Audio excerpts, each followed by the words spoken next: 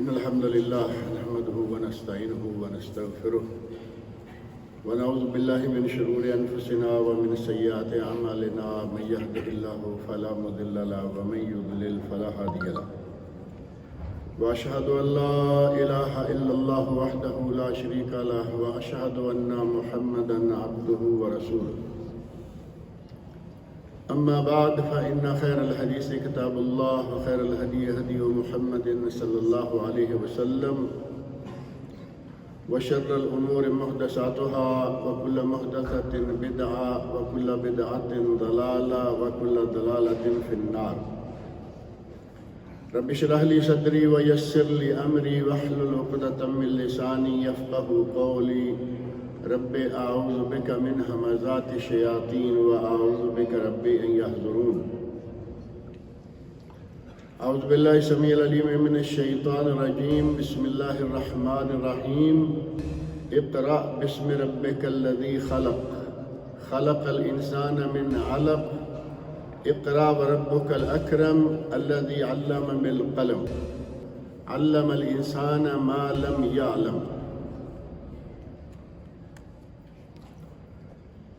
جیسا کہ آپ سب کے علم میں ہے کہ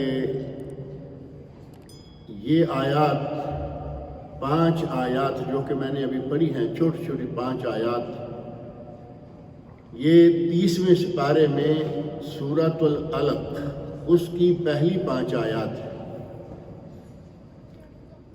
اور یقیناً آپ کے علم میں ہوگا کہ یہ آیات کب نازل ہوئیں اور کہاں نازل ہوئیں.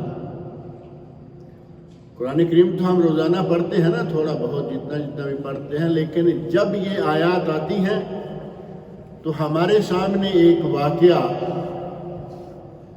فوراً سامنے آ جاتا ہے کہ یہ کب اور کس مقام پر نازل ہوئی تھی. ذہن میں آتا ہے یا نہیں؟ یقیناً آ جاتا ہے. یہ وہ 5 آیات ہیں جو نبی اکرم صلی اللہ علیہ وسلم پر اس وقت نازل ہوئیں جب کہ آپ جبل نور پر غار حرا میں تشریف فرما تھے. ایسے ہی ہے نا؟ اور ان آیات کا آغاز، وحی کا آغاز، اور ان آیات کا آغاز جس کلمہ سے ہوا وہ کلمہ کیا ہے؟ اقرا. پڑھیے.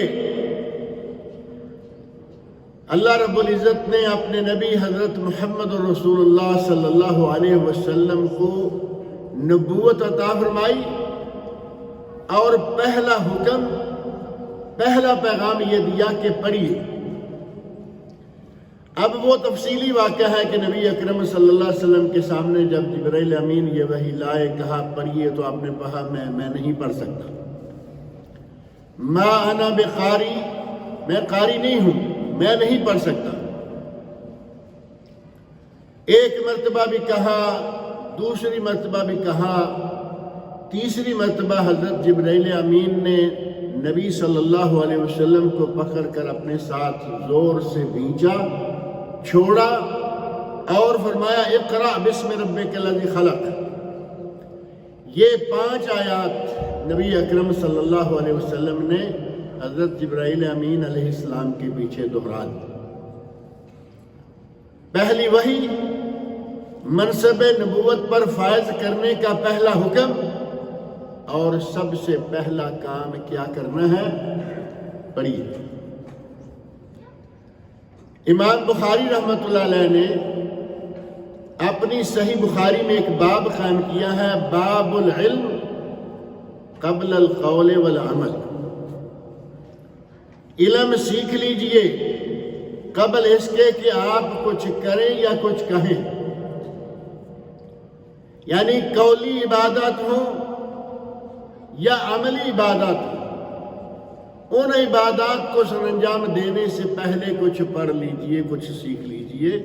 اور قرآن کریم میں اللہ رب العزت نے خود ارشاد فرمایا، سورہ محمد آیت نمبر 19 میں، فَاعْلَمْ أَنَّهُ لَا إِلَهَ إِلَّا اللَّهُ وَاسْتَغْفِرْ لِذَنبِكَ وَلِلْمُؤْمِنِينَ وَالْمُؤْمِنَاتِ وَاللَّهُ يَعْلَمُ مُتَقَلَّبَكُمْ وَمَثْوَاكُمْ. فعلم جان لیجئے، فعلم کے لفظ میں علم ہے یا نہیں؟ فعلم علم حاصل کر لیجئے، جان لیجئے، پہلے علم حاصل کیجئے اور پھر کیا ہے؟ انہ لا الہ الا اللہ، کہ اللہ کے سوا کوئی معبود برحق نہیں ہے۔ واستغفر لذنبک، اپنے گناہوں کی اللہ رب العزت سے معافی چاہیے، مغفرت مانگیے۔ وللمؤمنین والمؤمنات، مومنوں کے لیے، مردوں کے لیے بھی اور عورتوں کے لیے بھی مغفرت مانگیے، بخشش مانگیے۔ واللہ یعلم متقلبکم ومثواکم، اللہ جانتا ہے کہ تم دن میں کیا کچھ کرتے ہو اور رات میں کیا کرتے ہو۔ اللہ سے تو کچھ پوشیدہ نہیں ہے نا، دن میں ہم کیا کرتوت سر انجام دیتے ہیں، رات کو ہم کیا کرتے ہیں، اللہ کے علم میں سب کچھ ہے۔ کوئی چیز اندھیرے میں ہو یا روشنی میں، کہیں بند کمروں میں، بند قلعوں میں کیوں نہ کوئی کام سر انجام دے، اللہ رب العزت اسے جانتا ہے۔ اس آیت میں بھی اللہ رب العزت نے سب سے پہلے علم کا ذکر کیا۔ سیکھیے، پڑھیے، علم حاصل کیجئے اور جان لیجئے کہ اللہ کے سوا کوئی معبود برحق نہیں ہے۔ ان دونوں آیات کے علاوہ قرآن کریم میں اور بہت سی آیات ہیں، خاص طور پر بعض آیات تو آپ کے سامنے ہے۔ وَقُلْ هَلْ يَسْتَوِي الَّذِينَ يَعْلَمُونَ، قُلْ کہہ دیجئے اے میرے نبی، هَلْ يَسْتَوِي الَّذِينَ يَعْلَمُونَ وَالَّذِينَ لَا يَعْلَمُونَ،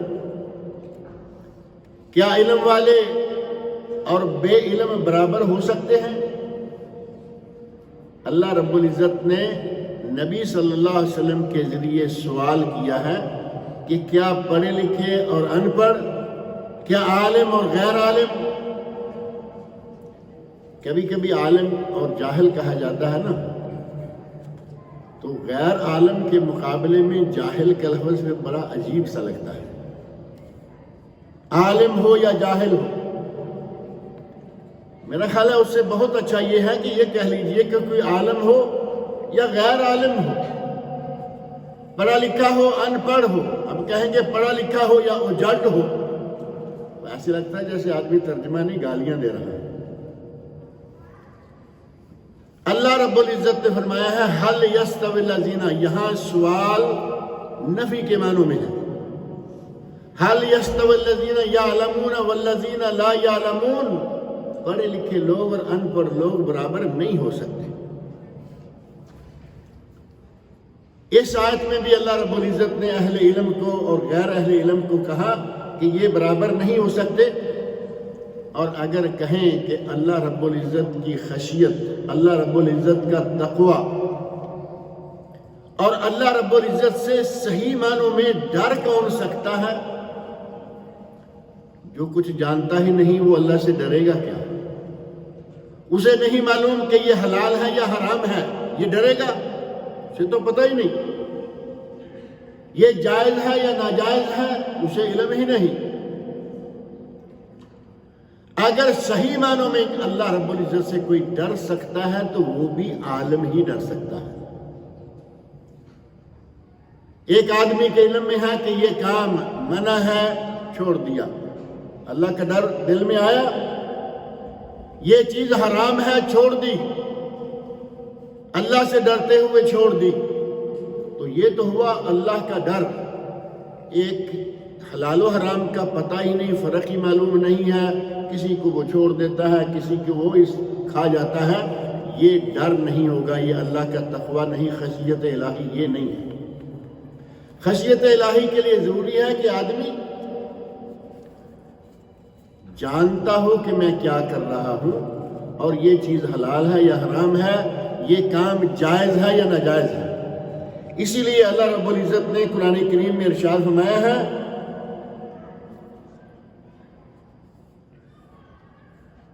اللہ رب العزت کا قرآن کریم میں ارشاد ہے، انما، سورہ فاطر کی آیت نمبر 28، انما یخشی اللہ من عبادہ العلماء، اللہ سے صحیح طور پر اس کے وہ بندے ڈرتے ہیں یا ڈر سکتے ہیں جو کہ علماء ہیں. جیسے میں نے عرض کیا کہ جسے پتہ ہی نہیں جائز ہے ناجائز ہے کر گزرا، پتہ نہیں حلال ہے حرام ہے کھا لیا، یہ اللہ کا ڈر نہیں. انما یخشی اللہ من عبادہ العلماء، صحیح معنوں میں اگر اللہ سے کوئی ڈرتا ہے تو وہ عالم.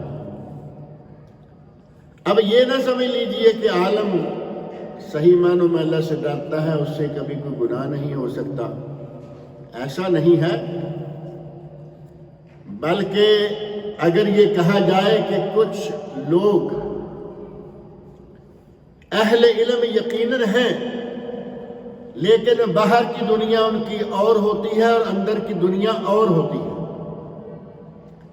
یہ ہیں جو اللہ سے نہیں بلکہ کچھ کام نہیں کرتے لوگوں سے ڈرتے ہیں اور وہی کام گھر میں جا کے کر لیتے ہیں. بشریت کا تقاضا یہ ہے، بشریت سے یہ ممکن ہے کہ گناہ ہو جائے، لیکن صحیح معنوں میں اگر کوئی گناہ سے بچ سکتا ہے، جان بوجھ کر سمجھ کر بچ سکتا ہے تو عالم ہوگا. اس کے علم میں ہے کہ یہ حرام ہے میں نہیں کھاؤں گا، اس کے علم میں ہے یہ ناجائز ہے میں یہ کام نہیں کروں گا. یہی معنی ہے اس آیت کا. اللہ رب العزت نے فرمایا انما یخشی اللہ من عبادہ العلماء، اگر اللہ سے کوئی ڈرتا ہے صحیح معنوں میں تو وہ عالم ہے.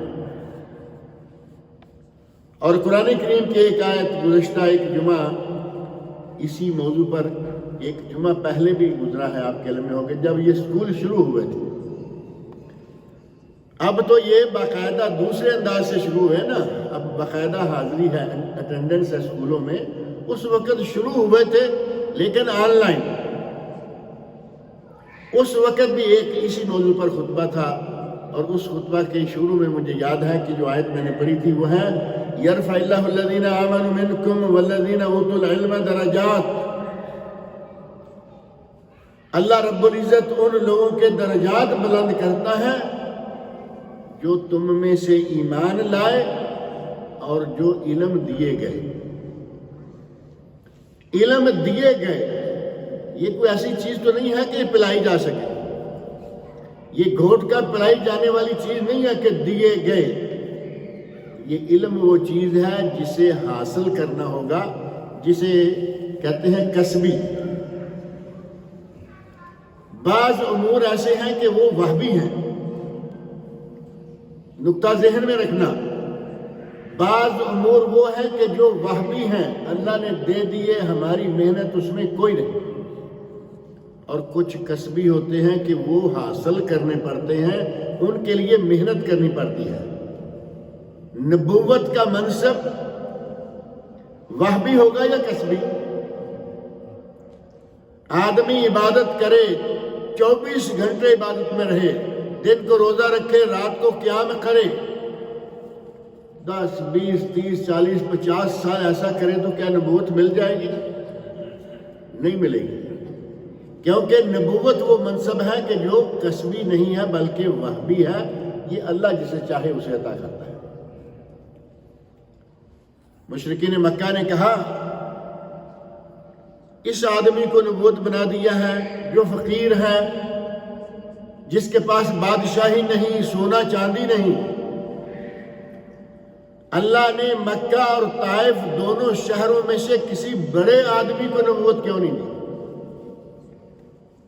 اور اسی طرح کے بعض دیگر اعتراضات کے جواب میں اللہ رب العزت نے قرآن کریم میں ارشاد فرمایا ہے اللہ اعلم حیث یجعل رسالتہ. اللہ جانتا ہے کہ وہ اس رسالت کا منصب کسے عطا کرے اور کہاں کے شخص کو عطا کرے. ہم کبھی سوچتے ہیں کہ مکہ مکرمہ میں نبی اکرم صلی اللہ علیہ وسلم تشریف لائے، کبھی ہمارے دہلی میں، کراچی میں، لاہور میں ہوتے تو ہمارے لیے فائدہ ہو جاتا. لیکن ہم یہ نہیں جانتے کہ اللہ رب العزت نے جو مکہ مکرمہ کو نبی صلی اللہ علیہ وسلم کے لیے اور نبی صلی اللہ علیہ وسلم کو نبوت کے لیے منتخب فرمایا، تو اس کے پیچھے بہت ساری حکمتیں ہیں جنہیں وہی جانتا ہے اور بعض ظاہر موجود بھی ہیں کہ اس وقت اگر کوئی آدمی یہ کہے کہ مجھے دنیا میں آج نیٹ کا دور ہے، آج دنیا کے کسی کونے میں بیٹھ کر آپ آواز لگائیے، آپ کی آواز ساری دنیا میں چلی جائے گی۔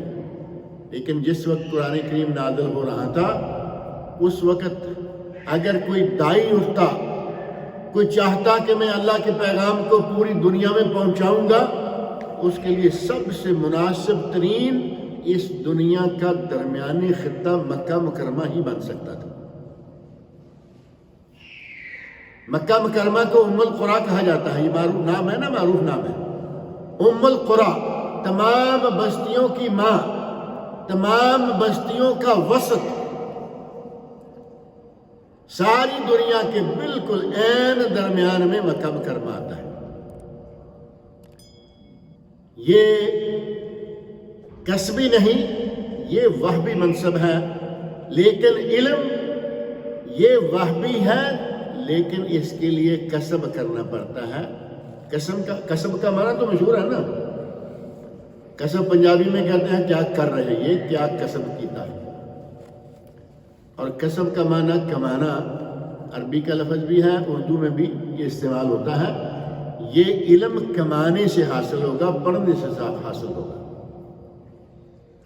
ہم کہیں کہ ہمیں کوئی بوتل میں ڈال کے پلا دے عالم ہو جائیں گے، ایسا نہیں ہوتا۔ ایسا ایک کام ہو جاتا ہے، اور وہ ہمارے یہاں معروف ہے، کہتے ہیں کہ دسی کوئی پیر بنے تے 20 کوئی اولیاء۔ 10-20 کلومیٹر اپنے علاقے کو چھوڑ کر کہیں چلے جاؤ، کہو کہ میں پیر ہوں، ڈیرا لگاؤ، جھنڈا لگاؤ، چلے گی یا نہیں دکان؟ کیا خیال ہے؟ کیونکہ وہاں آپ کو کوئی جانتا نہیں کہ آپ کون ہیں۔ اور کہیں اور تھوڑا ادھر ادھر ہو جائیں، اپنے لباس رنگ ڈنگ کچھ ایسا اختیار کر لیں، آپ ولی بن جائیں گے۔ پیر بننا بھی آسان، ولی بننا بھی آسان، اور ساتھ ہی وہ شاعر کہتا ہے ساری عمراں درسی گالیں تد بنے علماء۔ کسی جگہ جا کے کہہ دیجئے کہ میں مفتی ہوں، میں عالم ہوں، منٹ میں پتہ چل جائے گا کہ کتنے پانی میں ہوں۔ پیر کے لیے کوئی معیار نہیں، ولی کے لیے کوئی معیار نہیں، کہیں بھی آپ اعلان کر دیجئے آپ ہو گئے۔ لیکن ساری عمراں، یعنی ساری عمر درس و تدریس میں، مدارس دینیہ میں، جنہیں ہمارے یہاں مدارس عربیہ کہتے ہیں، ساری عمر مدارس عربیہ میں لگائیں، تب جا کے آپ علماء میں شمار ہوں۔ اور کئی لوگ طالب علم ہیں، پڑھتے ہیں، جب تک پڑھتے رہے کچھ نہ کچھ اچھی پوزیشن رہی، علم کے ساتھ، کتاب کے ساتھ تعلق رہا، اور جیسے ہی آخری امتحان جو ہمارے ارادے میں تھا، پی ایچ ڈی کرنی ہے، ایم اے کرنا ہے، بی اے کرنا ہے، انجینئرنگ کرنا ہے، میڈیکل کرنا ہے، جو دل میں تھا وہ کر لیا۔ جہاں ہم نے سمجھا کہ ہمارا آخری سرٹیفکیٹ ہمارے ہاتھ میں آ گیا ہے، ہاتھ سے کتابیں بھی چھوٹ گئی۔ اب کرسی مل گئی، کرسی جانے اور صاحب بہادر کا اخبار جانے، یہی کام رہ گیا۔ اب اس علم کا نتیجہ کیا ہوگا؟ یہ آہستہ آہستہ ختم ہوتا جائے گا۔ حافظ قرآن کتنا مقام اللہ رب العزت نے بیان فرمایا حافظ کا۔ نبی اکرم صلی اللہ علیہ وسلم نے حافظ کی کتنی عظمت بیان فرمائی، لیکن حافظ بھی اگر حفظ کرنے کے بعد چھوڑ دے گا تو وہ بھی ختم ہو جائے گا۔ نبی صلی اللہ علیہ وسلم نے حافظ قرآن کے لیے خاص طور پر فرمایا ہے کہ یہ قرآن کریم کا حفظ کرنا ایسے ہی ہے جیسے ہاتھ میں اونٹنی کی نکیل پکڑی ہوئی ہے۔ نکیل پکڑے رکھو، روزانہ دور کرتے رہو، روزانہ قرآن کریم کی تلاوت کرتے رہو، یہ اونٹ آپ کا۔ اور جیسے ہی نکیل چھوڑو گے یہ اونٹ گیا۔ نبی صلی اللہ علیہ وسلم نے اونٹ کی نکیل اور اونٹ کی مثال دے کر یہ بتا دیا کہ حافظ قرآن کو چاہیے کہ وہ اپنے حفظ کا دور کرتا رہے، پڑھتا رہے، دہراتا رہے، اور یقیناً جو لوگ حافظ ہیں اور جن کا تعلق حفظ سے ابھی تک ہے، کچھ ایسے لوگ ہیں عالم ہیں حافظ ہیں، ٹیکسی چلانا شروع ہو گئے، سارا دن ٹیکسی چلاتے ہیں، وہ تھوڑے دنوں کے اندر ہی معاملہ فارغ ہو جاتا ہے۔ حتیٰ کہ میں نے بعض علماء کو دیکھا، علماء ہیں، مدارس دینیہ سے فارغ ہیں، کسی نہ کسی وجہ سے کوئی صحیح ذریعہ معاش نہیں ملا، ٹیکسی چلانا شروع کر دی۔ یقین مانے کہ میں نے اپنے سامنے ایسے بعض لوگوں کو ضائع ہوتے دیکھا،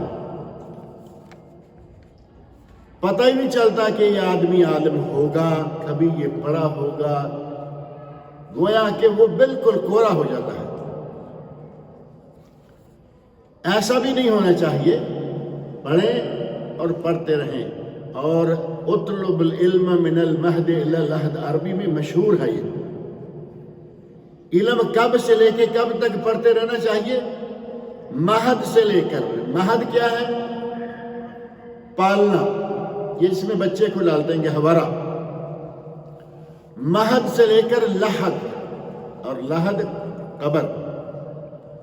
قبر بھی دو طرح کی ہوتی ہے نا، ایک قبر ہے شق اور ایک ہے لحد۔ شق قبر بنائی، اس کے درمیان چھوٹی سی ایک اور قبر بنائی جس میں میت کو رکھا، اوپر سلیٹیں رکھیں اور بند کر دیا، یہ ہے شق۔ عربوں میں اور خاص طور پر ریگستانی علاقوں میں یہی قبر تیار ہوتی ہے، یہاں آپ نے دیکھا ہوگا۔ اور جہاں مٹی چکنی ہے،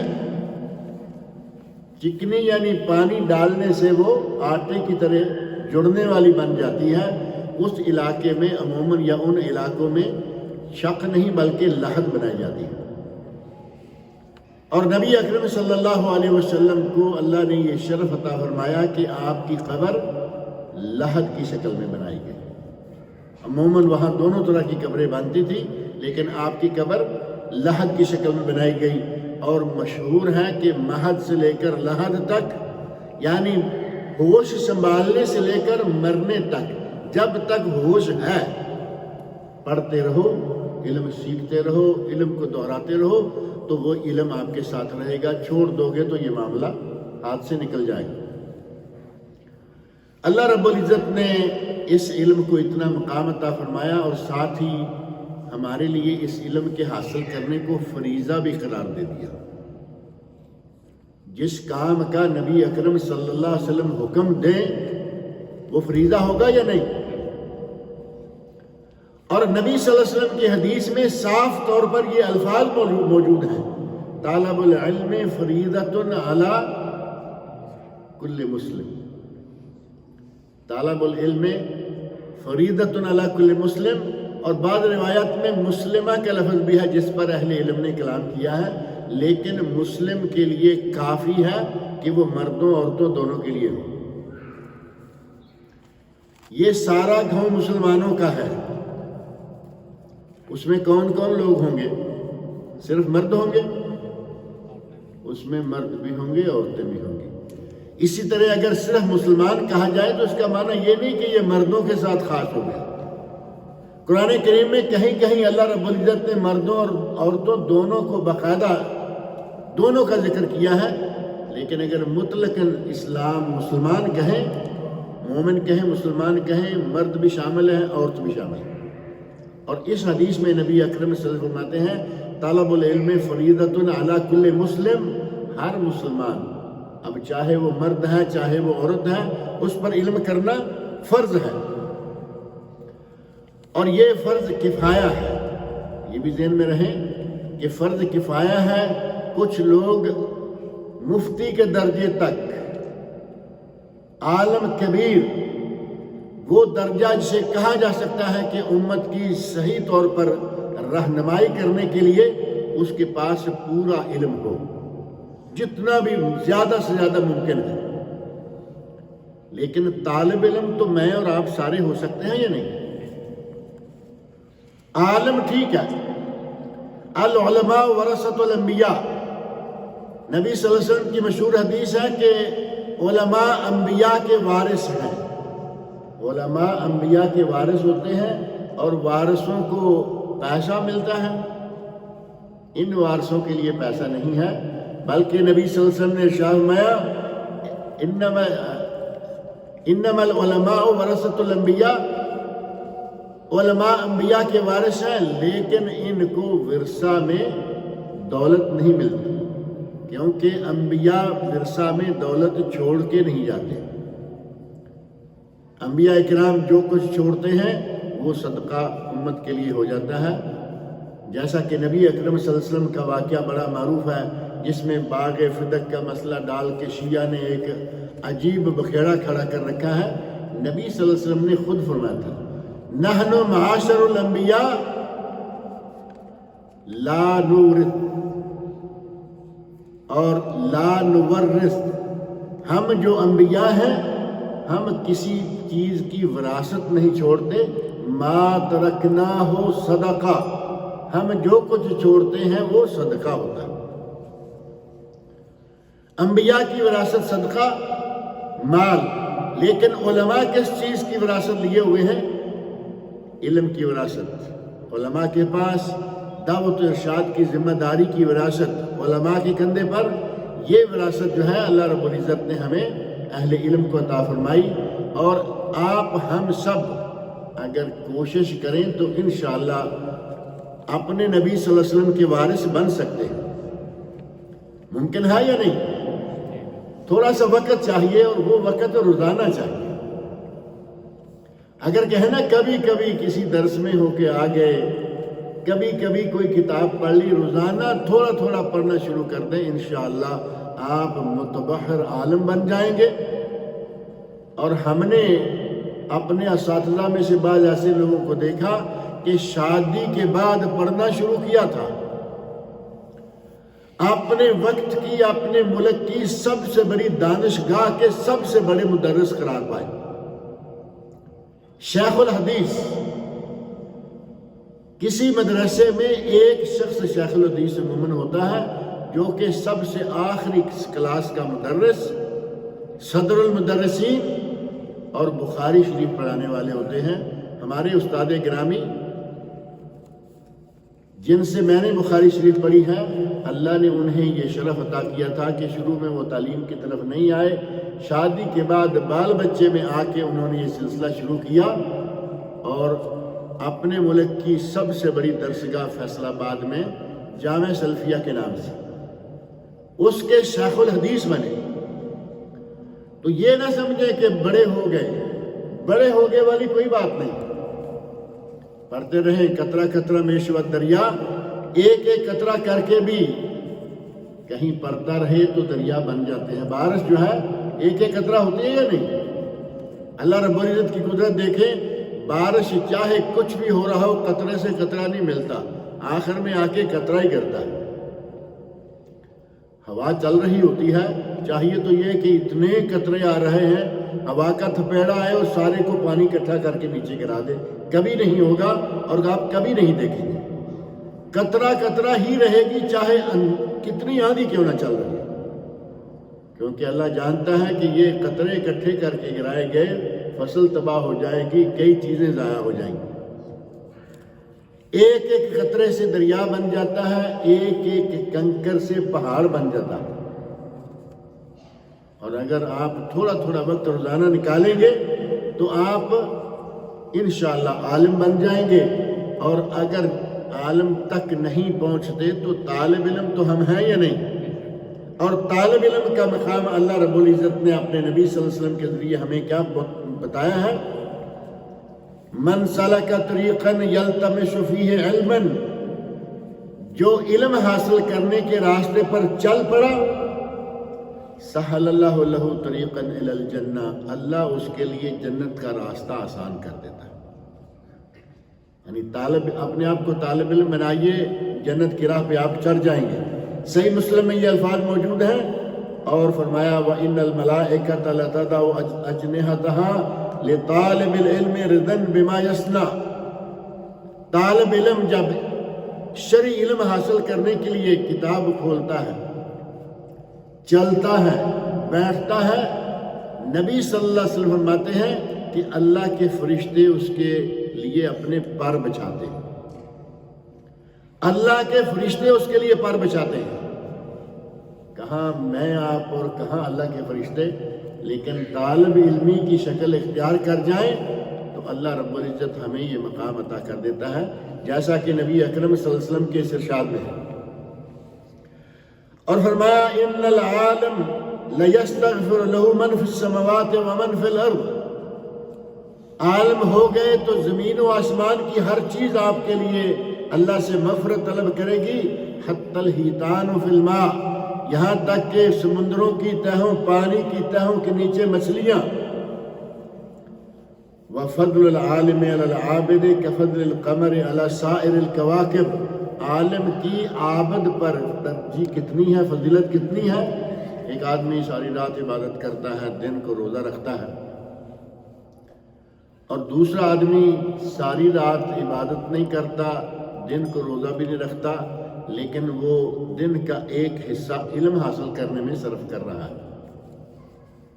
نبی صلی اللہ علیہ وسلم فرماتے ہیں کہ اس علم حاصل کرنے والے کو اس عبادت کرنے والے پر اتنی فضیلت حاصل ہے جتنی رات کے ستاروں پر چاند کو حاصل ہوتی.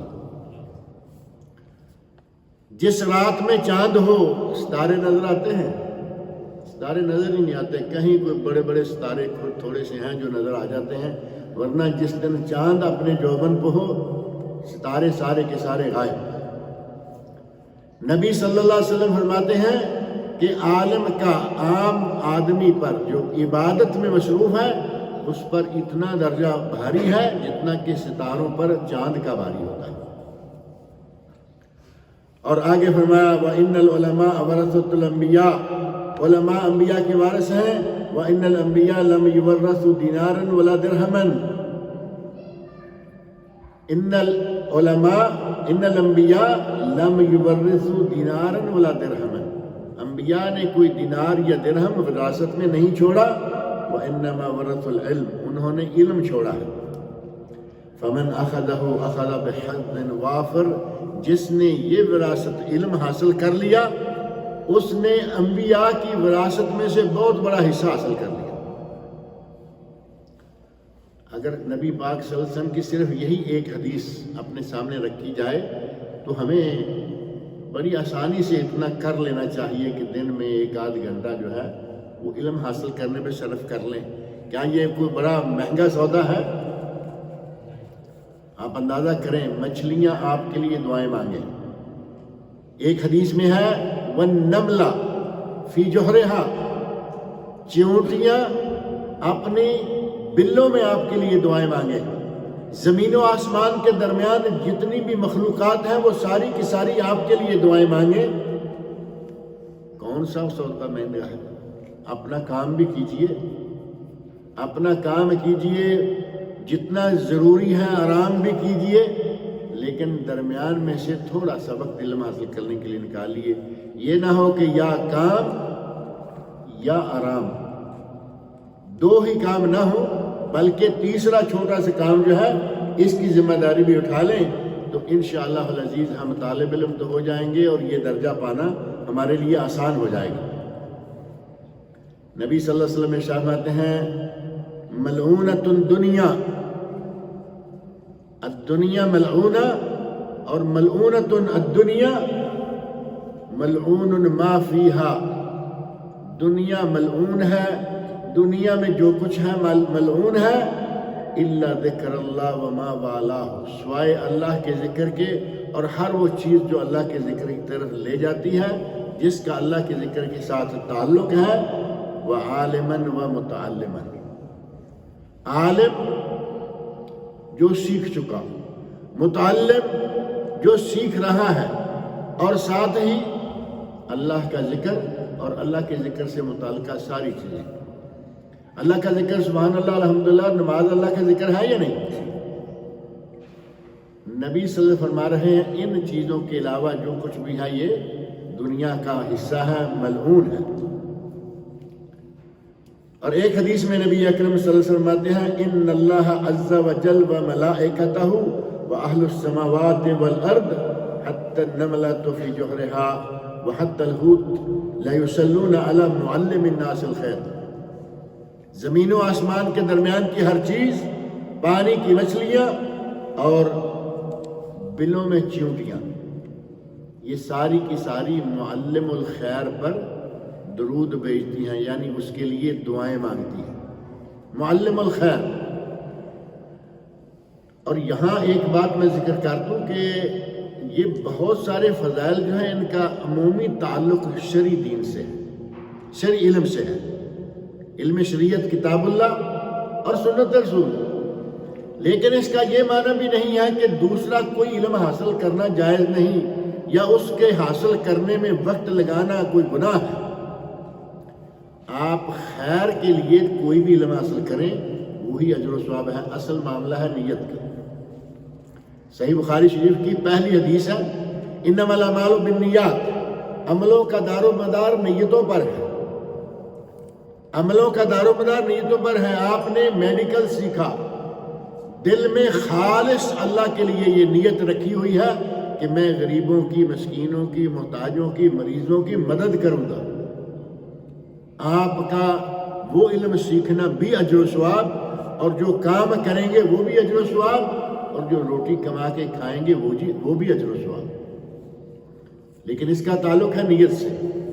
میڈیکل ہو، انجینئرنگ ہو، کچھ بھی ہو، سیکھیے، نیت صاف رکھیے، لیکن انجینئر بعد میں بنیے، پہلے مسلمان بنیے۔ ہمارے یہاں ایک یہ بھی بڑا المیہ ہے کہ انجینئر ہے تو وہ صرف انجینئر ہے، اسے بول و براز کے آداب تک نہیں آتے کہ پیشاب خانے کا طریقہ کیا ہے۔ ڈاکٹر ہے تو وہ صرف ڈاکٹر ہے، اسے یہ نہیں معلوم کہ ایک دن میں نمازیں کتنی ہیں۔ اور کئی بڑے بڑے اعلیٰ عہدیدار، بڑے بڑے ان کے پاس سرٹیفکیٹ، اتنا نہیں معلوم کہ قرآن کتنا ہے، اس کی صورتیں کتنی ہیں، اس کے سپارے کتنے ہیں۔ انتہائی مفلس قسم کے لوگ اپنے دین کی اساسی اور بنیادی کتاب قرآن کریم، اس کے بارے میں کوئی موٹی موٹی بات، یہ نہیں کہ بھائی حافظ نہیں، یہ نہیں کہ اس کے پاس سارے علوم نہیں، اتنا بھی نہیں معلوم کہ قرآن کریم میں کتنے سپارے۔ چلیے مان لیتے ہیں کہ صورتیں یاد نہ رہیں گی، کیا یہ بھی مشکل ہے کہ قرآن کریم کے سپارے یاد رکھے جا سکیں؟ نہیں یاد۔ پچھلے دنوں میں نے یہاں ایک بات پچھلے درس میں ذکر کی تھی، دوہرا دیتا ہوں۔ ہمارے ایک وزیر نے، اس کے سامنے شکایت کی گئی، وزیر تعلیم، شکایت کی گئی کہ تم نے قرآن کریم میں سے، اس میں اپنے سلیبس میں سے قرآن کریم کی کچھ آیات نکال دی ہیں، ایسا کیوں کیا؟